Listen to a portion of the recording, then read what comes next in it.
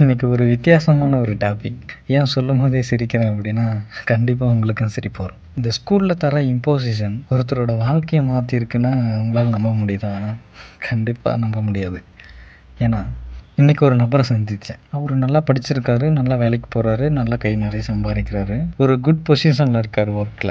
அப்படி இருக்கும்போது, அவருக்கு கிடைக்கிற ஒரு டைம் ஆஃப் பீரியட்ல, ஃப்ரீ டைம்ல வந்துட்டு ஒரு பேப்பர்ல சம்திங் ரைட் பண்ணிட்டு இருக்காரு. அது பார்க்கறதுக்கு இம்போஷன் மாரி தான் இருக்கு. என்னன்னு வாங்கி பார்த்தா ஒரே ஷாக். அந்த வேர்டு சொல்ல விரும்பல. அந்த வேர்ட எழுதி நான் இனிமே பண்ண மாட்டேன். அந்த வேர்ட எழுதி இனிமே பண்ண மாட்டேன் அப்படின்னு எழுதிட்டு இருக்காரு. For what? அவங்களோட ஃபியான்சிக்காக. அந்த பையன்கிட்ட சம்திங் ஏதோ ஃபைண்டிங் ஃபால்ட் இருந்திருக்கு. அது அந்த பொண்ணு திட்டவோ அடிக்கவோ இல்லை நான் பேச மாட்டேன்னு பிளாக்மெயில் பண்ணவோ கிடையாது. சிம்பிளாக ஜஸ்ட் லைக் தட்டா கூலில் பண்ண இம்போஷனை கொடுத்துருக்காங்க. அந்த வார்த்தையை அவர் எழுத எழுத சரி நம்மளும் அந்த வார்த்தை பேசணும் அப்படின்னு அவருக்குள்ளேயே குற்றுணர்ச்சி வந்து அடியோட அந்த வேலையை செய்கிறதே விட்டுட்டார்.